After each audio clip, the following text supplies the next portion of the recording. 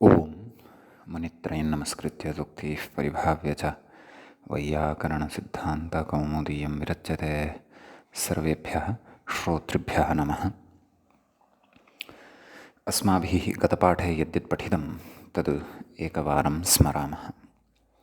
वयं वैयाकरणसिद्धान्तकौमुदी इत्याख्यस्य ग्रन्थस्य तत्र तद्धितप्रकरणे भवामः। तद्धितेष्वपि अपत्याधिकारप्रकरणे वयं भवामः। अपत्याधिकारप्रकरणस्य पञ्चमः पाठः गतपाठः प्रवृत्तः। तस्मिन् पञ्चमे पाठे वयं सर्वादौ सूत्रं पठितवन्तः। इयः प्राचाम् इति। तत्र अस्माभिः दृष्टं यत्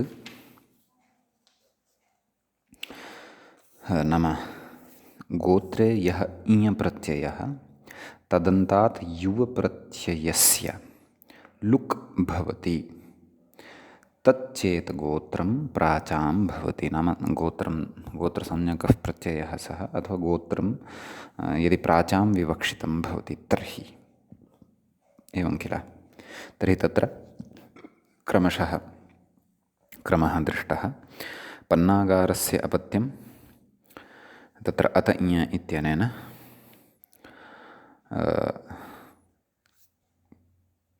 नाम इञ इति प्रत्ययं कृत्वा पान्नागारिः इति सिद्ध्यति। समीचीनं। ततः ञञोश्च इत्यनेन फक् इति प्रत्ययः युवापत्यार्थे क्रियते। तस्य इञः प्राचाम् इत्यनेन लोपः भवति। अतः पान्नागारिः इत्येव तस्य युवापत्यार्थे अपि इदमेव रूपं सिद्ध्यति, पान्नागारिः इति। अतः एव तत्र मूले उक्तं पान्नागारिः पिता पुत्रश्च इति। ततः परं तत्रैव प्रत्युदाहरणमपि दृष्टं। नाम प्राचाम् एव एषा व्यवस्था, अन्येषां तु न। अतः दाक्षिः पिता चेत् तर्हि दाक्षायणः पुत्रः भवति इति तत्र अस्माभिः दृष्टं। नाम दक्षस्य पुत्रः दाक्षिः, दक्षस्य युवापत्यं दाक्षायणः इत्यर्थः। नाम पौत्रादिः अथवा ततोपि अग्रे विद्यमानानि यानि अपत्यानि तानि तत्र दाक्षायणशब्देन व्यवह्रियन्ते इत्यर्थः। ततः परम् अस्माभिः तत्र अस्य लुकः निषेधः कश्चन पठितः। सूत्रं तत्र न तौल्वलिभ्यः इति। तौल्वल्यादिगणे पठिताः शब्दाः अपि अस्माभिः एकवारं दृष्टाः। तौल्वल्यादिभ्यः परस्य युवप्रत्ययस्य लुक् न स्यात् इति सूत्रार्थः दृष्टः। ततश्च तत्र उक्तं पूर्वेण प्राप्तः नाम लुक् एतेन बाध्यते इत्यर्थः तत्र अस्माभिः विस्तरेण पठितः। ततश्च तत्र तौल्वलायनः इति तत्र रूपम् अस्माभिः साधितं। तुल्वलः वर्तते, तस्य पुत्रः तौल्वलिः, तस्यापि अग्रे पुत्रः तौल्वलायनः इति भवति इति। नाम तुल्वलस्य युवापत्यं पुमान् तौल्वलायनः भवति इति पठितं। तदनन्तरं पुनः तत्र अस्माभिः लुक् विधानं पठितं, परन्तु विकल्पेन पठितं। नाम पुनः तत्र चतुर्थाध्यायं प्रति आगत्य ग्रन्थकारेण सूत्रमारब्धं पक्भियोरन्यतरस्याम् इति। तत्र यूनिलुक् इत्यनेन सूत्रेण नित्यतया यः लुक् विधीयते, नाम लुक् प्राप्तः भवति, तस्य लुकः विकल्पः एतेन सूत्रेण क्रियते पक्भियोरन्यतरस्याम् इति। एवं किल। नाम फकन्तात् तत्र नाम फक् यः युवापत्यार्थे विहितः, फिञ च यः युवापत्यार्थे विहितः प्रत्ययः, तस्य विकल्पेन लुक् भवति इत्यर्थः। तत्र च अस्माभिः कात्यायनस्य छात्राः कातीयाः कात्यायनीयाः इति रूपं साधितं विकल्पेन। ततश्च यस्कस्य अपत्यं यास्कः तस्यापत्यं युवा यास्कायनिः इति पक्षे च तत्र यास्कीयाः इत्यपि रूपम् अस्माभिः साधितं विकल्पेन। तदेव उक्तम् अग्रे तत्र तस्य छात्राः यास्कीयाः यास्कायनीयाः इति। अणोद्विजः इत्यादिना तत्र फिञ् विहितः। ततः तस्यापत्यम् इति सूत्रम् इदानीम् अग्रे अस्माभिः पठनीयं वर्तते। एतावान् विशेषः अस्माभिः अस्य तद्धितेषु अपत्याधिकारप्रकरणस्य पञ्चमे पाठे पठितः। अधुना अपत्याधिकारप्रकरणस्य तत्र षष्ठः पाठः भवति आरब्धः। षष्ठे अस्मिन् पाठे तत्र अग्रिमं सूत्रं भवति तस्यापत्यम् इति। पद्भ्योरन्यतरस्याम् इति सूत्रानन्तरमेव साक्षात् इदं सूत्रं पठितं चतुर्थाध्यायस्य तत्र प्रथमे पादे। सूत्रे तत्र द्वे पदे भवतः। एकं पदं तु तावत् तस्य इति। तद् इति दकारान्तसर्वनाम्नः षष्ठीविभक्तेः एकवचनं भवति। अपत्यम् इति अपत्यशब्दस्य नित्यनपुंसकलिङ्गस्य प्रथमाविभक्तेः एकवचनान्तं रूपं भवति। समर्थानां प्रथमाद्वा इत्यनुवर्तते, ज्ञाप्रातिपदिकात् इत्यपि अनुवर्तते। तद्धिताः प्रत्ययः परश्च एतेषाञ्च अत्र अधिकाराः वर्तन्ते एव। अस्तु, इदानीं तत्र सूत्रार्थं प्रति अस्माभिः गन्तव्यं वर्तते। व्याख्याता किं कथयति तदादौ पश्यामः। कथयति तद्धिताः इति प्रत्ययः परश्च इति चाधिकृतं तदेव समर्थानां प्रथमाद्वा इति तदपि सर्वम् अत्र अधिकृतं, न केवलम् इदमेव। अस्तु, अग्रे कथयति तच्छब्दः सर्वनामतया बुद्धिपरामर्शित्वात् उपग्वादिसर्वविशेषबोधकः इति। नाम तस्य इत्यत्र यः शब्दः श्रूयते, कः शब्दः श्रूयते, तद् इति दकारान्तः सः शब्दः तत्र वर्तते। तदिति दकारान्तः शब्दः तत्र श्रूयते। अतः तत्र तच्छब्दः यः वर्तते सः सर्वनामशब्दः जानीमः। कथयति सर्वनामतया बुद्धिस्थपरामर्शित्वात्।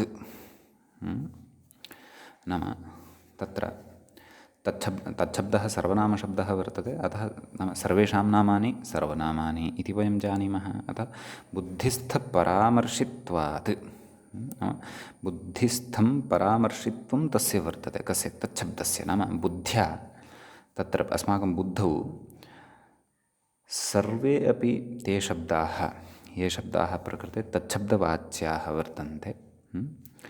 उपग्वादिसर्वविशेषबोधकः नाम कथयति उपगु इत्यादीनां सर्वेषामपि शब्दानां बोधकः भवति। अत्र कः? तच्छब्दः। समीचीनं। यथा अस्माभिः तत्र शास्त्रे एषा परिपाटी दृश्यते किल, तस्मिन्निति निर्दिष्टे पूर्वस्य तत्र विद्यमानः तत्र नाम सप्तम्यन्तं विद्यमानं यत् पदं वर्तते तेन शास्त्रे विहिता सप्तमी अथवा सप्तम्यन्तानि पदानि तत्र अस्माभिः अवगम्यन्ते। तस्मादित्युत्तरस्य इत्यत्र तस्मात् इत्यनेन पञ्चम्यन्तानि पदानि अवगम्यन्ते। एवमेव प्रकृते अपि अत्र अस्माभिः तस्य इति तच्छब्देन तत्र सूत्रस्थानि पदानि न, परन्तु यानि शब्दस्वरूपाणि अथवा यानि पदानि तत्र षष्ठ्यन्तानि वर्तन्ते तस्य इत्यनेन यानि व्यवह्रियन्ते तानि सर्वाणि अपि अत्र तच्छब्देन ग्राह्यानि। समीचीनं। यथा तदेव अग्रे वयं पठिष्यामः एव। यथा वसुदेवस्य अपत्यं वासुदेवः इति, तत्र उपगुः वसुदेवः इत्यादीनि नाम तच्छब्देन सर्वाणि सर्वनामशब्दः, अत एव सः सर्वनाम इत्युच्यते। सर्वेषां नामानि सर्वनामानि इति कश्चन विशिष्टः अर्थः अत्र उच्यते। समीचीनम्। अतः अत्र तेषां शब्दानां बुद्धिपरामर्शत्वेन एव उपस्थितिः जायते प्रसङ्गानुरोधेन। किं कथितमत्र नाम अत्र किञ्चित् अवधानं कुर्वन्तु। नाम सर्वनामतया बुद्धिपरामर्शित्वात् एवं खलु। नाम प्रसङ्गानुरोधेन अस्माकं तत्र उपगुशब्दः वा अन्यः कश्चन शब्दः वा यस्य अस्माभिः अपत्यार्थः विवक्षितः वर्तते तादृशः शब्दः तत्र उपस्थितः भवति इति। केन? तच्छब्देन इति। तच्च अस्माकं ते शब्दाः अस्माकं बुद्ध्या तत्र उपस्थाप्यन्ते अथवा बुद्धिपरामर्शद्वारा उपस्थिताः भवन्ति प्रसङ्गानुरोधेन च। तद् इति शब्दात् अपत्यार्थे कश्चन प्रत्ययः भवतु इति नास्ति अत्र अर्थः। समीचीनं। पुनः तच्छब्देन उपगु इत्यादयः अन्ये ये शब्दाः वर्तन्ते येषाम् अपत्यानि तत्र अस्माभिः विवक्षितानि भवन्ति तेषाम् अत्र बोधः तच्छब्देन कार्यते इति भावः। अस्तु, अग्रे किं कथयति तत् पश्यन्तु। तस्य उपग्वादेः अपत्यम् इत्यर्थे नाम तस्य उपग्वादेः अपत्यं नाम उपगु आदिशब्देन तत्र अन्येपि शब्दाः ग्राह्याः तेषाञ्च अग्रे अग्रे स्पष्टता भविष्यति। तस्य उपग्वादेः अपत्यम् इत्यर्थे तद्धिताः प्रत्ययाः परे भवन्ति इति लभ्यते। नाम एषः सूत्रार्थः ज्ञायते इति। कदाचित् नाम अर्थः एषः भविष्यति, परन्तु तत्र शब्दानां परिगणनं येन सूत्रेण क्रियते तत् सूत्रं कदाचित् भिन्नं स्यात्। किञ्च प्रत्ययेषु बाध्यबाधकता अपि अग्रे स्यात्। समीचीनं। यतः अस्माभिः पूर्वं तत्र प्राग्दीव्यतोण् इति यः तत्र अधिकारः कृतः अणः तस्मिन् अधिकारे अयमपि अर्थः वर्तते। कः? तस्यापत्यम् इति।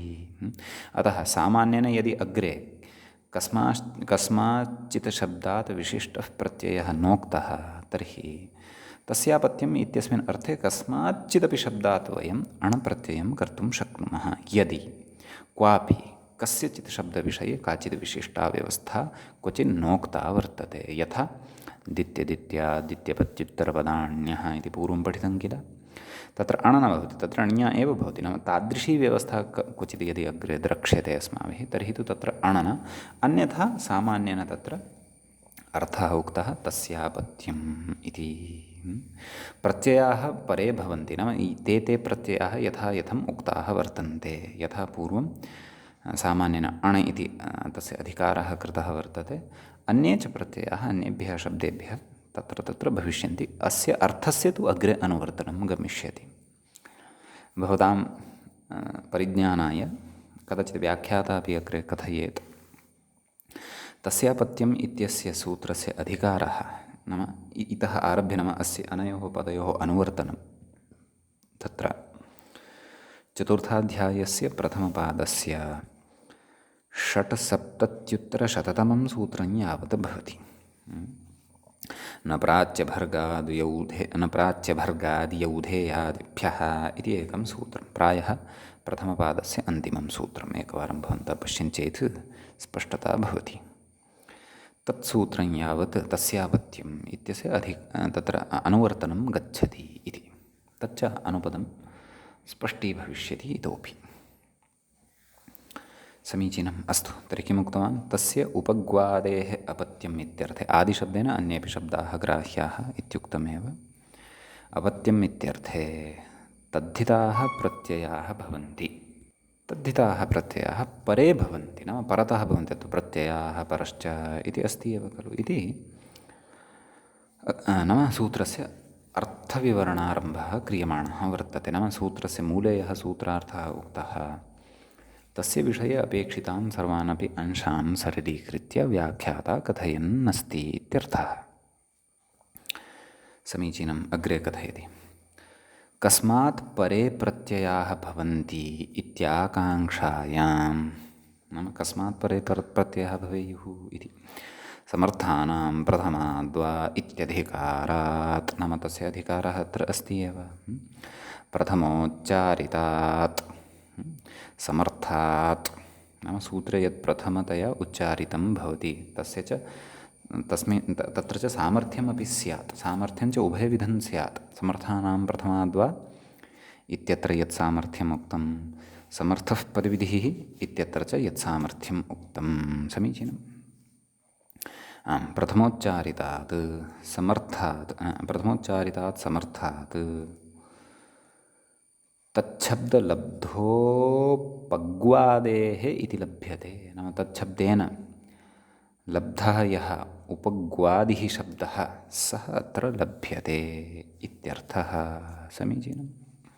तर्हि तस्यापत्यं, तस्यति षष्ठ्यन्तं, तर्हि उपगोः अपत्यम् इति विग्रहे सति उपगु इत्यस्मात् शब्दात् तत्र प्रत्ययः भवति, न तु अपत्य इत्यस्मात् शब्दात् प्रत्ययः भवति इत्यर्थः। अयञ्च विषयः अस्माभिः समर्थानां प्रथमाद्वा इत्यत्रापि विचारितः, विस्तरेण विचारितः। अस्तु, अग्रे कथयति प्रातिपदिकात् इत्यधिकृतं, तच्च अस्माभिः उक्तमेव, समीचीनम्। अग्रे कथयति घकालतनेषु कालनाम्नः इति तरप् तमप् तनेषु तद्धितेषु परतः सप्तम्याः अलुग् विधानात् सुपः तद्धितोत्पत्तेर्ज्ञापितत्वात् सुप् शिरस्कात् प्रत्ययात्, सुप् शिरस्कात् प्रातिपदिकात् इति लभ्यते। इदानीम् अस्याः पङ्क्तेः अवगमनाय अस्माभिः अलुक् समासप्रकरणे सूत्रं पठितं। घकालतनेषु कालनाम्नः, तत्सूत्रं किञ्चित् समर्तव्यं, तस्य च उदाहरणं किमासीत् तदपि समर्तव्यं, ततः अत्र स्पष्टता भवति। तेन किमुक्तं नाम तत्र तत्र सप्तम्याः विभाषया लुक् स्यात् इत्युच्यते, समीचीनं। नाम घशब्दः यदा परतः भवति, संज्ञकप्रत्ययः यदा परतः भवति, कालवाचकः शब्दश्च यदा परतः भवति, अपि च तन इति शब्दः यदा परतः भवति तदा तत्र सप्तम्याः अलुक् भवति इति। तर्हि पश्यन्तु, घ इति तत्र द्वयोः ययोः संज्ञा वर्तते, प्रत्यययोः, तौ प्रत्ययौ कौ तरप् अपि च तमप्, तरप् तमपौ तौ प्रत्ययौ भवतः, समीचीनम्। अतः तत्र तरप् प्रत्ययः तद्धितप्रत्ययः वर्तते, तमप् प्रत्ययः तद्धितप्रत्ययः वर्तते। तत्र पूर्वाह्णे तरे, पूर्वाह्णे तमे, एवं रीत्या तत्र रूपाणि साधितानि अस्माभिः। तर्हि तत्र तद्धितप्रत्यये परतः सप्तम्याः अलुक् विहितः, समीचीनं। तर्हि तद्धितप्रत्यये परतः सप्तम्याः अलुकि सति अथवा अलुग् विधानेन किं जायते, यत् तद्धितोत्पत्तिः सुबन्तादेव भवति।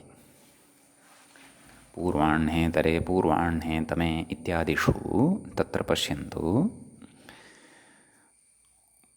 पूर्वाह्णे एवं खलु, तत्र सप्तमी वर्तते, सप्तमी च का वर्तते, ङी वर्तते, ङी च कः वर्तते, प्रत्ययः वर्तते। कीदृशः प्रत्ययः वर्तते, सुप् प्रत्ययः वर्तते। अतः सुबन्तादेव तद्धितोत्पत्तिः भवति इति सूत्रकारेण स्वयं घकालतनेषु कालनाम्नः इति सप्तम्याः अलुग्विधानेन ज्ञापितम् इत्यर्थः। यदि सुबन्तात् तद्धितोत्पत्तिः न स्यात् तर्हि तु तत्र सप्तम्याः लुकः प्रसङ्गः अपि न खलु स्यात् इति वदन्नस्ति। अतः तद्धितोत्पत्तिः सर्वदा सुबन्तादेव, नाम तदेव लौकिकविग्रहः भवति, अलौकिकविग्रहः भवति इति। उपगोः अपत्यम् इति लौकिकविग्रहः भवति, अलौकिकविग्रहः उपगु ङस् इति ङसन्तात् ङस् किमस्ति सुप् अस्ति सुबन्तात् तद्धितोत्पत्तिः तत्र अण् इत्यादिकं तत्र वयं करिष्यामः तद्धितोत्पत्तिः भविष्यति इत्यर्थः समीचीनं तदनन्तरं तदेव प्रातिपदिकसंज्ञा सुब्लुक् ततः सुपः लुगादिकं विधाय अन्ते तत्र औपगवः इत्यादीनि रूपाणि लभ्यन्ते समीचीनम् एतच्च सूत्रकारेण स्वयं ज्ञापितं वर्तते कथं घकालतनेषु कालनाम्नः तत्र घ इति शब्दः पठितः घ इति संज्ञा वर्तते कयोः संज्ञा वर्तते तरप् अपि च तमप् इत्यनयोः संज्ञा वर्तते तौ च तद्धितसंज्ञकौ प्रत्ययौ इत्यर्थः समीचीनम् अतः पश्यन्तु इदानीं पङ्क्तिं पश्यन्तु घकालतनेषु कालनाम्नः इति तरप् तमप् तनेषु तद्धितेषु परतः तन अपि तत्र तद्धितप्रत्ययः एव वर्तते ट्युल् भवति तत्र प्रत्ययः तस्य तुडागमः भवति युस्थाने अनादेशादिकं कृत्वा तन इति भवति सायञ्चिनं प्राण्हे प्रगेव्यवेभ्यश्च्युटिड्यु तुट् इत्यादीनि सूत्राणि तत्र सन्ति अग्रे पठिष्यन्ते समीचीनम् अग्रे कथयति नाम तदेव तरप् तमप् तनेषु तद्धितेषु परतः सप्तम्याः अलुगविधानात् घकालतनेषु कालनाम्नः इत्यनेन सप्तम्याः अलुक् खलु क्रियते तस्मात् सुपः तद्धितोत्पत्तेः ज्ञापितत्वात् नाम सुपः सुप् नाम सुबन्तात् इत्यर्थः प्रत्ययग्रहणे तदन्ताः ग्राह्याः नाम सुबन्तात् तद्धितोत्पत्तेर्ज्ञापितत्वात् नाम सुबन्तादेव तद्धितोत्पत्तिर्भवति इति सूत्रकारेण स्वयं ज्ञापितम् अस्ति इत्यर्थः कथयति ज्ञापितत्वात् सुप् शिरस्कात् प्रातिपदिकात् नाम तादृशादेव प्रातिपदिकात् प्रत्ययः भवति यः सुप् शिरस्कः भवति शिरस्कः नाम सुपः उपरि यदा क्षन्तव्यं यादृशात् प्रातिपदिकात् उपरि सुप् भवति उपरि च इत्यस्य अत्र अर्थः कः परतः इत्यर्थः समीचीनम् उपरि इत्यस्य ऊर्ध्वम् इति अर्थं मा स्वीकुर्वन्तु परतः इति नाम शिरस् शब्देन अत्र परतः इति अर्थः ग्राह्यः नाम तस्मात् अग्रे यदा सुप्रत्ययः भवति इत्यर्थः कथयति इति लभ्यते नाम एषः अर्थः लभ्यते अस्मिन् विषये किञ्चिदिव पूर्वं संक्षेपेण एकया पङ्क्त्या उक्तवान् तावदेव व्याख्यातः कदा समर्थानां प्रथमाद्वा इत्यत्र अधुना तु तत्र ज्ञापनं पूर्वकं प्रमाणपूर्वकं कथयन् अस्ति नाम सुबन्तादेव तत्र तद्धितोत्पत्तिः भवति इति अर्थः कथयति सुप च इह तस्य इति प्रथमोच्चारिते पदे नाम तस्यापत्यम् इत्यादिषु तत्र प्रथमोच्चारिते पदे उपस्थितत्वात् षष्ठ्येव गृह्यते इति नाम तत्र तस्य इति षष्ठ्यन्तं वर्तते तेन यः निर्दिष्टशब्दः विग्रहादिषु सः एव तत्र गृहीष्यते तत्रापि षष्ठीविभक्तिः अपेक्षिता इति षष्ठी एव गृह्यते ततश्च षष्ठ्यन्ताद् इति फलति नाम षष्ठ्यन्तात् इति तत्र अर्थः आयाति कस्मात् तस्य इत्यस्मात्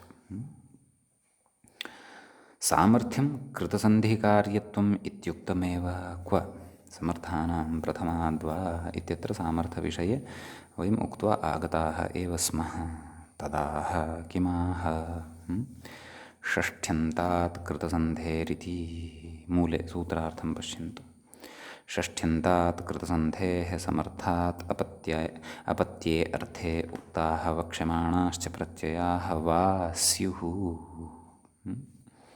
कथयति अग्रे व्याख्याता समर्थः पदविधिः इति परिभाषया लब्धमाः किं समर्थादिति नाम तत्र षष्ठ्यन्तात् कृतसन्धेः षष्ठ्यन्तात् इति अर्थः कुतः लब्धः तस्यापत्यमित्यत्र तस्य इत्यस्मात्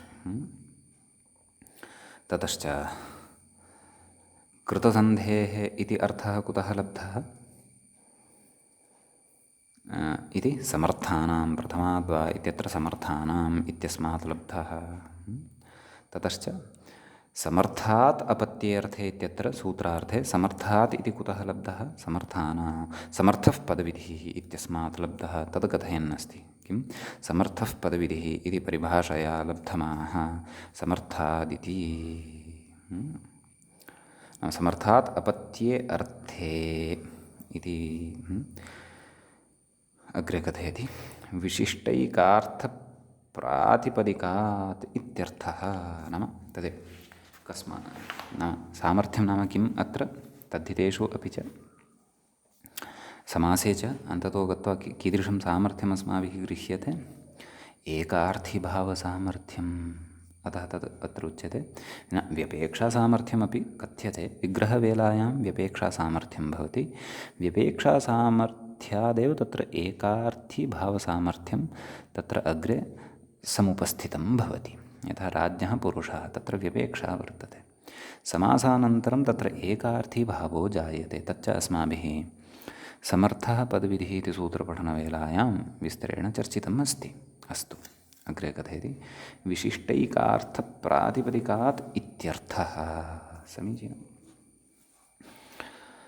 कस्य अर्थः समर्थात् इत्यस्य नाम अत्रापि कश्चन एकः एव अर्थः तद्धितप्रत्ययेन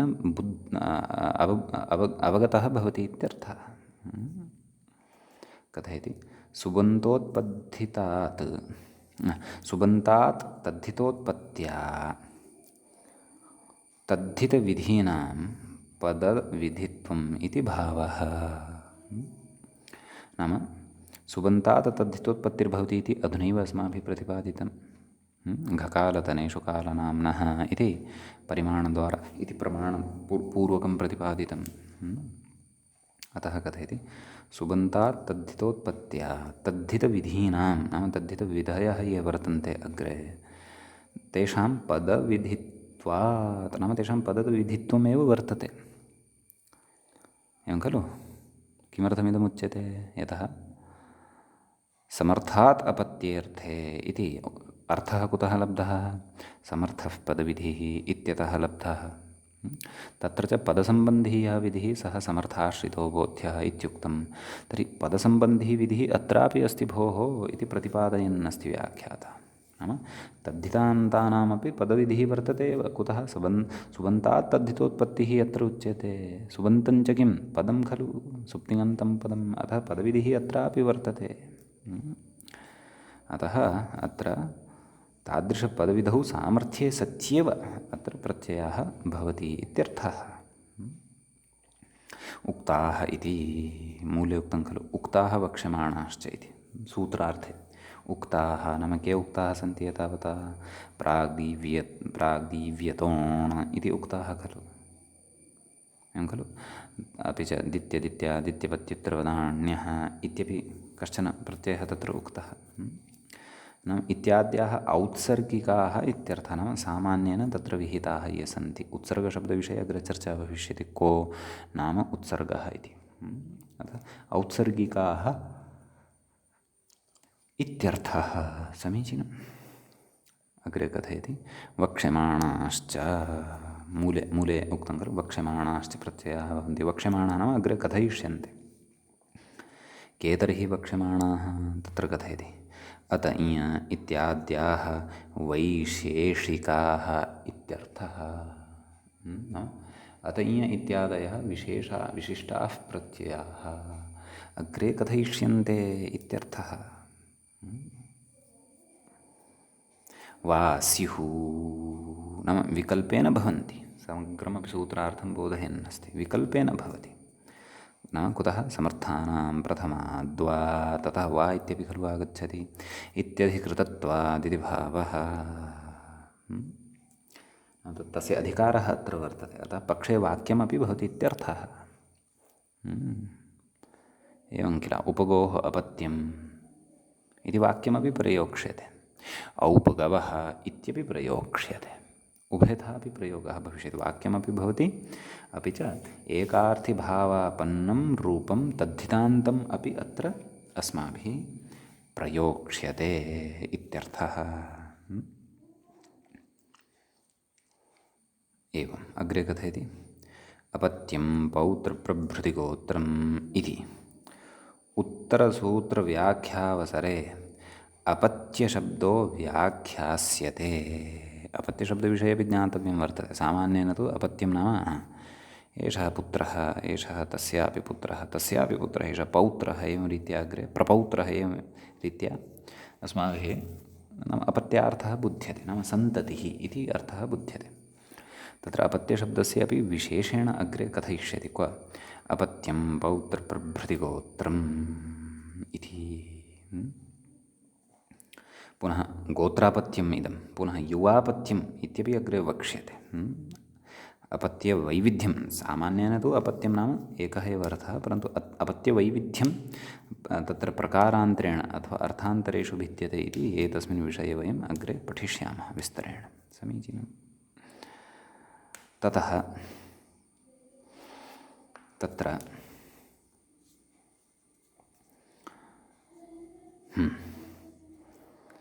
इति व्याख्यास्यते, नाम इति अग्रे कथयिष्यते। तद् वयं विस्तरेण अग्रे एव च पठिष्यामः। भवतु। इदानीम् अग्रे मूले उदाहरणं ददाति एकं। पश्यन्तु किम् अस्ति। उपगोः अपत्यम् औपगवः इति उदाहरणम् अस्माभिः अत्र वर्तते साधनीयं। समीचीनं। कथयति। उपगोः अणि, केन अण? तस्यापत्यम् इत्यनेन। कुतः अणेव? यतः प्राग्दीव्यतोण् इति अधिकारः आगच्छति, अतः अण्। समीचीनं। ज्ञायते किल पौर्वापर्यसम्बन्धः अधुना। तर्हि कथयति उपगोः अणि आदिवृद्धिः। का स्थितिः जाता? उपगु अण्, अणः णकारस्य इति संज्ञा, सः णित् अस्ति इति कृत्वा णित्वात् आदिवृद्धिः भवति। केन भवति? तत्र इदमेव अस्ति खलु अस्माकं तद्धितेष्वचामादेः। का स्थितिः जाता? औपगु। तदनन्तरम् ओर्गुणः, सूत्रं पूर्वं पठितम् अस्ति अस्माभिः। तेन अत्र औपगु इत्यस्य उकारस्य ओ इति गुणः भवति। औपगो इति स्थितिः जायते। ततः अग्रे कथयति अवादेशः। अवादेशः तत्र भवति, नाम औपगो इत्यत्र ओ यः वर्तते तस्य अवादेशः भवति। औपग अव औपगव। समीचीनं। तस्मात् सुप्रत्ययः सस्य ऋत्वे विसर्गे सति औपगवः इति रूपं सिद्ध्यति। समीचीनम्।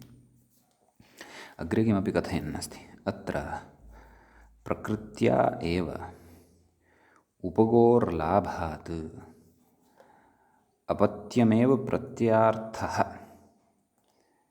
इति स्थितिः। नाम अस्याः पङ्क्तेः अभिप्रायः कः? का पङ्क्तिः? एषा यः अधुनैव पठिता। नाम अत्र प्रकृत्या एव उपगोः लाभः। नाम अत्र प्रकृतिः का वर्तते? उपगु इति प्रकृतिः वर्तते। प्रत्ययः कः वर्तते? अण्। तर्हि या तु प्रकृतिः वर्तते तया प्रकृत्या एव उपगोः अर्थस्य लाभः अत्र भवति। नाम उपगोः अर्थः अत्र ज्ञातः भवति। प्रत्ययेन प्रकृतेः अर्थः बोध्यते इति तु नास्ति। समीचीनं। यः अत्र विहितः प्रत्ययः अण्, तेन प्रकृतेः अर्थः बोध्यते इति नास्ति। प्रकृते अण् अपत्यार्थः एव बोध्यते। तदेव उक्तम्। अपत्यमेव प्रत्ययार्थः, नाम प्रत्ययार्थः तु अत्र केवलम् अपत्यमेव वर्तते इति स्थितिः। नाम एषा स्पष्टता अत्र ज्ञातव्या। समीचीनं। नाम उपगोः अपत्यम् इत्यस्मिन् अर्थे औपगवः इति रूपं यत् साध्यते तद्रूपं तत्र तेन रूपेण तत्र प्रकृत्यर्थः न बुध्यते। परन्तु प्रकृतेः अपत्यं, नाम प्रकृतिवाचकः तत्र यः शब्दः अथवा प्रकृतिभूतः यः शब्दः तस्य अपत्यं, तस्य अपत्यार्थस्य एकः एव तत्र अर्थः उपस्थितः भवति इति। अपत्यार्थे विहितेन प्रत्ययेन प्रकृत्यर्थोऽपि बुध्यते इति नास्ति। समीचीनम्। एषापि अत्र स्पष्टता कर्तव्या। अत एव एकार्थीभावः अत्र सम्भवति तद्धितेष्वपि। एकार्थीभावसामर्थ्यम् अत एव अत्र तद्धितेष्वपि सम्भवति इति स्पष्टतायै काचित् पङ्क्तिः अत्र उक्ता। समीचीनम्। अग्रे कथयति, पश्यन्तु। ननु उपगु अ इति स्थिते, समीचीनम्, ओर्गुणात् परत्वात् अचोण्यणिति इति वृद्धिः स्यात्। समीचीनं, पश्यन्तु। स्थितिः का? उपगु, ततः प्रत्ययः कः? अण्। समीचीनं। तत्र अस्माभिः ओर्गुणः इत्यनेन गुणः खलु कृतः। सूत्रं पठितम् अस्ति अस्माभिः पूर्वं समासप्रकरणे। षष्ठाध्यायस्य चतुर्थपादस्य षट्चत्वारिंशदुत्तरशततमं सूत्रं भवति। किम्? ओर्गुणः। समीचीनं, कथयति। ओर्गुणात् नाम ओर्गुणः इति सूत्रात् परत्वात्, कस्य परत्वं वर्तते? इको तत्र अचोण्यणिति इत्यस्य परत्वं वर्तते। कुतः परत्वं वर्तते? यतः अचोण्यणिति इति सप्तमाध्यायस्य द्वितीयपादस्य पञ्चदशोत्तरशततमं सूत्रं वर्तते। किम्? अचोण्यणिति इति। समीचीनम्। अतः परत्वं कस्य वर्तते? परत्वम् अत्र अस्य एव वर्तते, अचोण्यणिति इत्यस्य एव वर्तते। कुतः? यतः सप्तमाध्यायस्य द्वितीयपादस्य पञ्चदशोत्तरशततमं सूत्रं नाम सप्तमाध्याये अस्ति। ओर्गुणः तु षष्ठाध्याये वर्तते। समीचीनम्। अतः कथयति इति वृद्धिः स्यात्। समीचीनं। वृद्धिः यदि स्यात् तर्हि उपगु अ इत्यवस्थायाम् उपगु इत्यत्र उ इत्यस्य स्थाने औ स्यात्। औ इति वर्णः स्यात्। अतः किं स्यात्? उपगौ अ, आवादेशे सति अपि च आदिवृद्धौ सति औपगाव इति अनिष्टः प्रयोगः स्यात्। प्रयोगः कः अपेक्षितः? औपगवः इत्येव प्रयोगः अपेक्षितः। समीचीनम्। अतः कथयति इति वृद्धिः स्यात्। अग्रे कथयति इतः अतीव अग्रे दीर्घः गभीरश्च विचारः आरब्धः अस्ति। अतः अवधानेन वयम् एकमेकमपि विषयम् इतः अग्रे विद्यमानं शृणुयाम। समीचीनम्। अग्रे कथयति ओर्गुणस्य पशव्य इत्यादौ चरितार्थत्वात्। एवमपि वक्तुं न शक्यते यत् ओर्गुणः इति सूत्रम् अन्यत्र क्वापि चरितार्थं नास्ति, अतः अत्र अन्यत्र तस्य चारितार्थ्याभावात् तत्र ओर्गुणः इत्यस्य अपवादः अचुण्यणिति इति न भवति। तथा नास्ति। ओर्गुणः इत्यस्य पशव्यः इत्यादिषु अवसरः वर्तते एव। समीचीनं। यत्र अचोण्यणिति इत्यस्य अवसरः नास्ति, अतः ओर्गुणः इति तत्र सावकाशः वर्तते। एवं खलु? पशो तत्र यत् प्रत्ययः भवति, पशो य अवादेशे सति पशव्य इति भवति। एवं खलु? अतः अत्र ओर्गुणः इत्यस्य अन्यत्र स्थले चारितार्थ्यम् अस्ति एव। अतः प्रकृते ओर्गुणः इत्यस्य सूत्रस्य बाधः अचोण्यणिति इत्यनेन इति वृद्ध्या स्यात्, अथवा इति वृद्धिविधायकेन सूत्रेण स्यात्। समीचीनम्। कथयति कृते च गुणे अवादेशे सति, नाम यदि गुणः क्रियेत, गुणः कृतः, समीचीनं, चिन्तयन्तु, गुणः यदि कृतः तर्हि का स्थितिः जाता? यद्यपि एका समस्या तु पूर्वं का जाता वर्तते, नाम अचोण्यणिति इत्यनेन अन्त्यवृद्धिः प्राप्यमाणा वर्तते। नाम उपगु इत्यत्र विद्यते यः अन्त्यः उकारः, तस्य वृद्धिः प्राप्यमाणा वर्तते। आदिवृद्धिस्तु तत्र कृता एव, करणीया एव च। आदिवृद्धिः तु उ इत्यस्य स्थाने औ इति रूपेण जाता वर्तते। तत्रत्यः नायं विषयः। उपगु इत्यत्र यः उ अस्ति तत्र गुणस्य बाधः प्राप्तः वर्तते। केन? अचुण्यणिति इत्यनेन। एकः क्लेशः एषः उत्पन्नः। अपरः क्लेशः कः? अस्तु, कथञ्चित् अचोण्यणिति कयाचित् युक्त्या वार्यते चेदपि, यद्यपि युक्तिः का इति तु सद्यः न दृश्यते, परन्तु वार्यते चेदपि तत्र गुणं कुर्मः, सद्यः युक्तिः यदि अस्ति काचित् नास्ति वा इति तु अग्रे ज्ञास्यते, अग्रे चर्चयिष्यामः। परन्तु चिन्तयन्तु, नाम गुणः कृतश्चेदपि तर्हि का स्थितिः? औपगव् इति खलु स्थितिः। कथयति गुणे अवादेशे सति अत उपधायाः इति वृद्धिर्दुर्निवारः। अत उपधायाः तत्रैव अचोण्याणीति इति सूत्रात् साक्षात् अनन्तरं विद्यमानं सूत्रमेव वर्तते, षोडशोत्तरशततमं सूत्रं।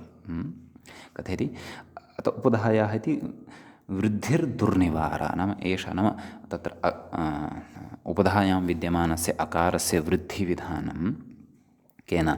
अत उपधायाः इत्यनेन सूत्रेण तद्दुर्निवारम्, अर्थात् तस्याः निवारणं दुश्शकम्, अर्थात् न शक्यते इत्यर्थः।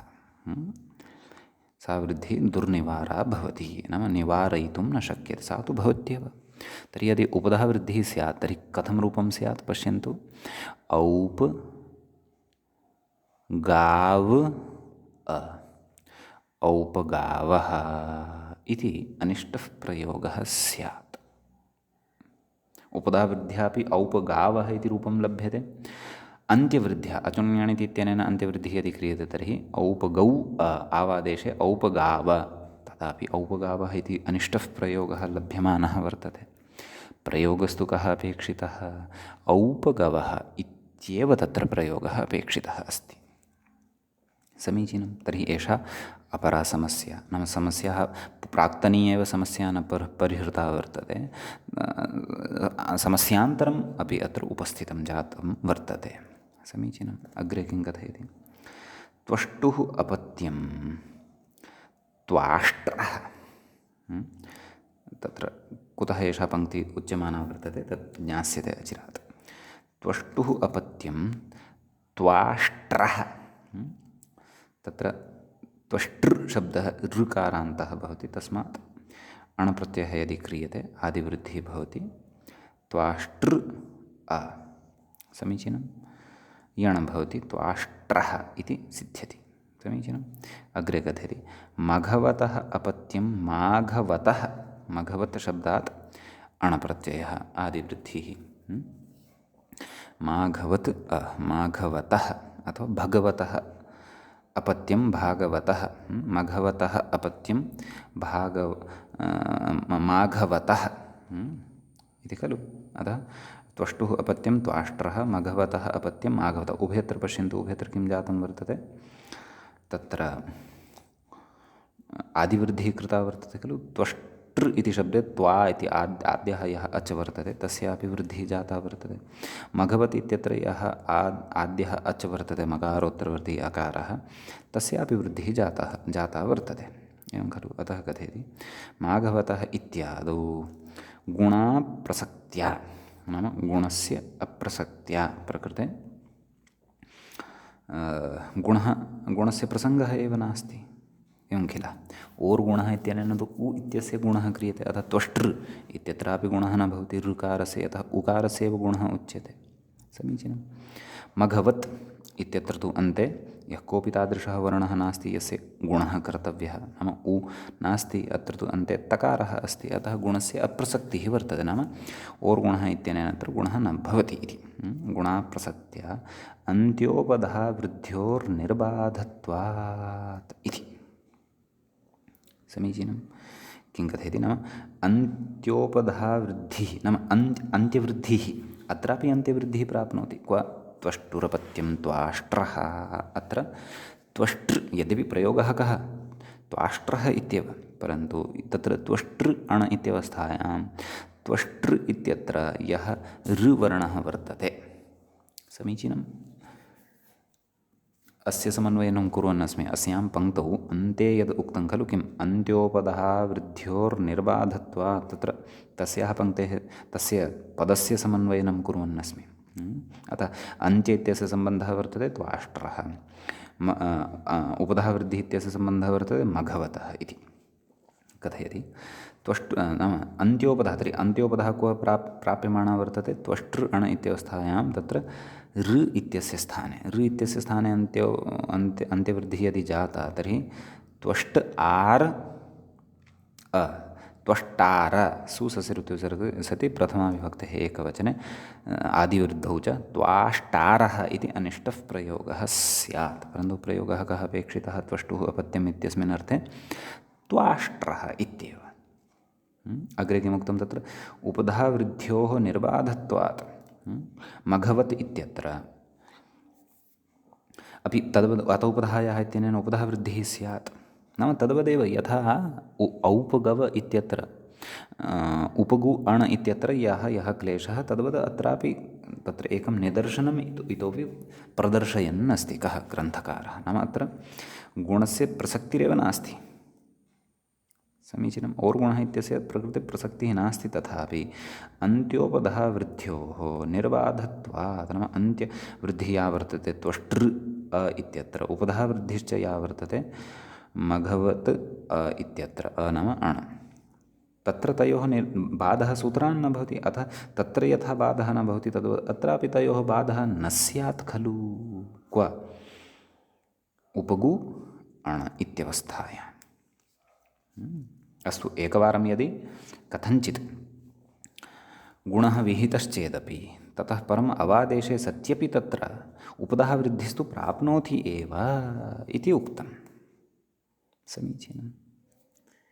अग्रे उच्यते, तर्हि अग्रे कथयति, न च परत्वात् आदिवृद्धौ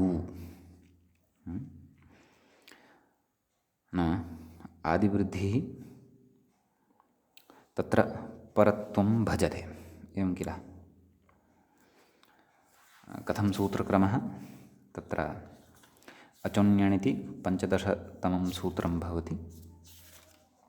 समीचीनं। 15 सूत्रं भवति अचोन्यणिति, 16 सूत्रं भवति तत्र अत उपधायाः इति, अपि च 17 सूत्रं भवति तद्धितेषु चामादेः, 18 सूत्रं भवति किति च इति। एवं रीत्या सूत्राणां क्रमः भवति। अतः परत्वात् तत्र का वृद्धिः वर्तते? आदिवृद्धिः वर्तते। या च केन सूत्रेण विधीयते? तत्र तद्धितेषु चामादेः इत्यनेन सूत्रेण विधीयते। अतः तद्विषये अत्र पुनः कथयन्नस्ति। न च परत्वात् आदिवृद्धौ न च परत्वात् आदिवृद्धौ नाम तद्धितेषु चामादेः इत्यनेन आदिवृद्धौ सत्याम् अन्त्योपदः वृद्धि बाध्येते इति वाच्यं। नाम अन्त्यवृद्धिः का? अचोन्यणिति। अजन्तात् अजन्तस्य अङ्गस्य वृद्धिः खलु क्रियते ण्यणिति परतः तेन। अपि च उपधावृद्धिः का? अत उपधायाः इति। अतः किमुक्तम्?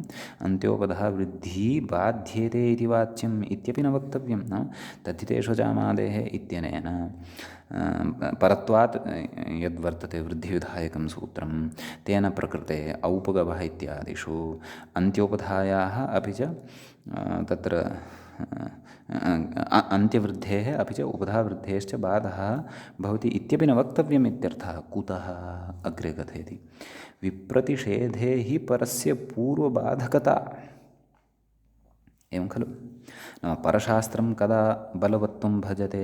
यदा विप्रतिषेधो भवति, नाम तुल्यबलविरोधो यदा भवति इति। एवं खलु?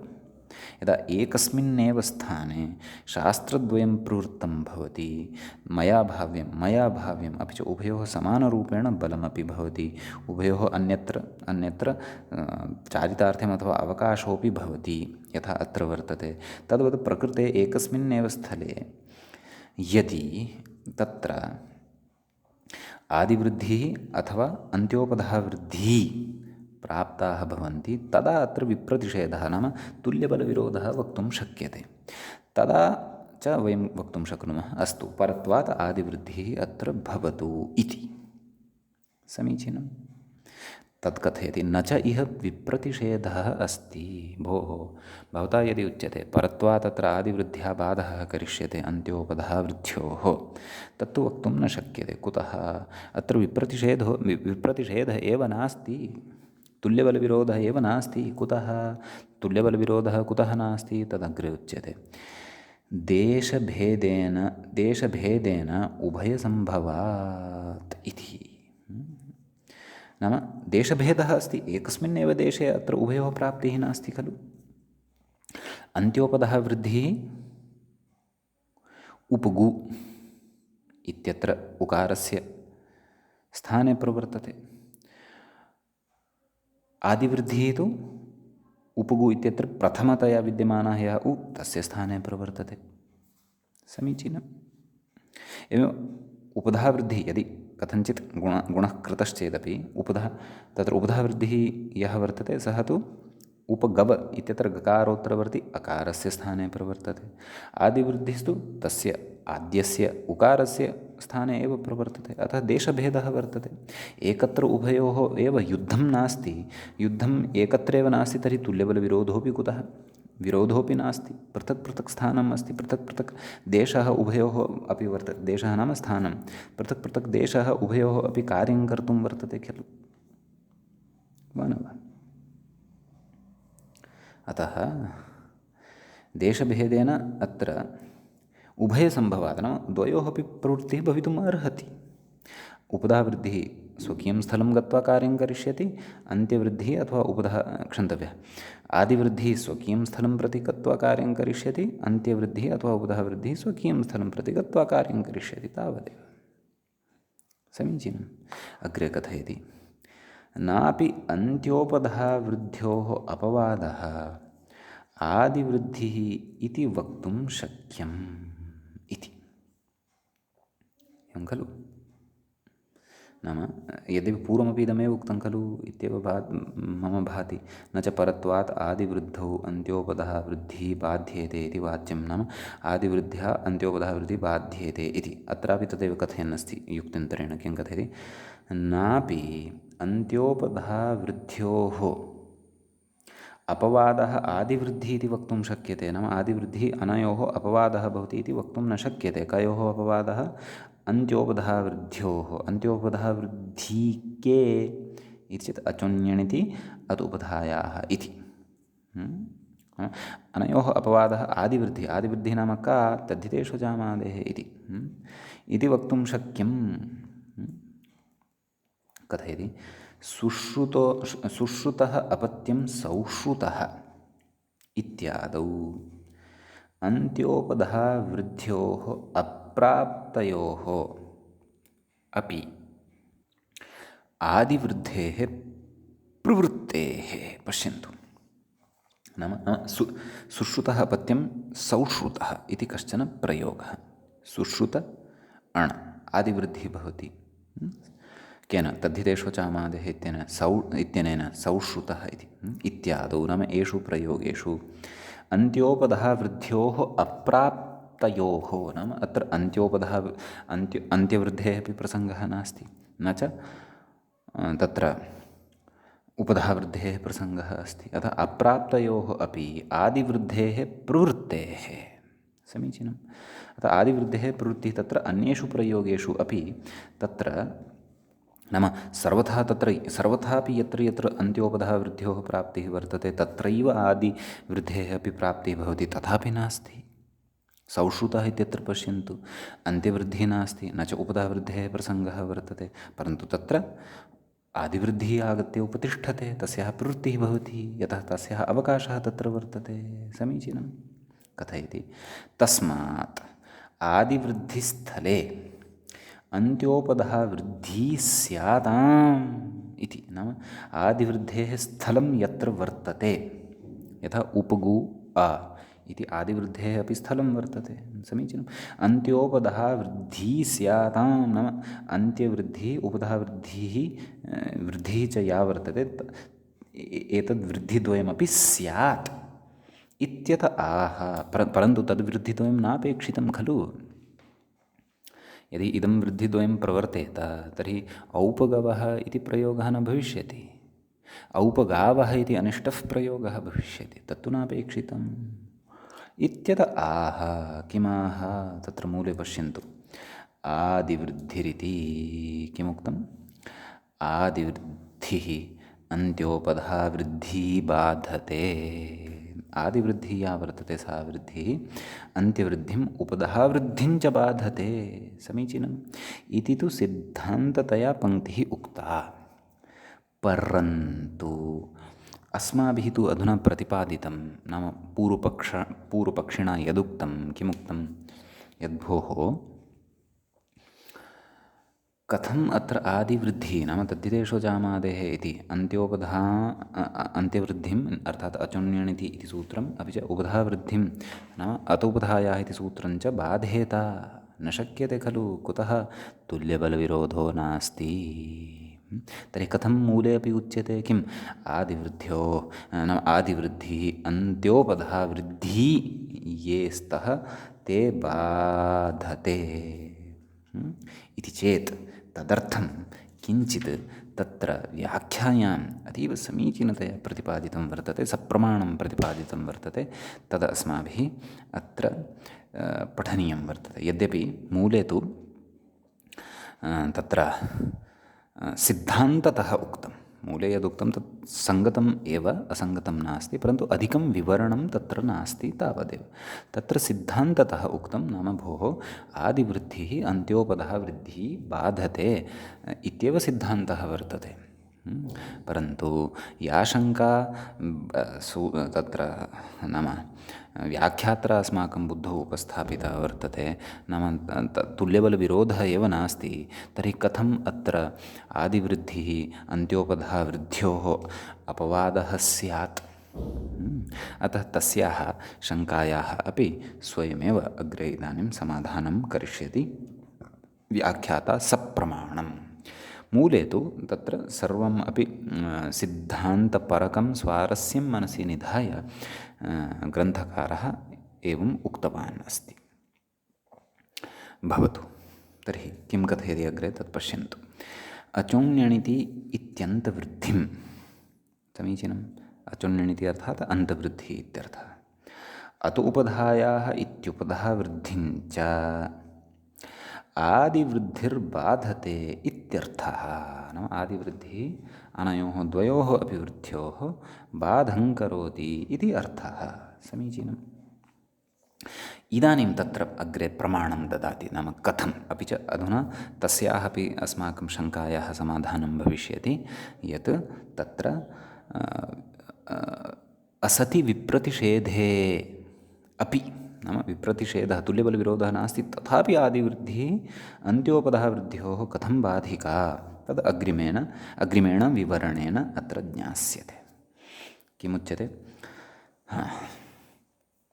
पुष्करसदः अपत्यम् इत्यस्मिन् अर्थे कश्चन जनः, तस्य नाम किं, पुष्करसद् इति अथवा पुष्करसत् इति, तस्य नाम पुष्करसदः, तत्र दकारान्तः शब्दः भवति, हलन्तः सः शब्दः।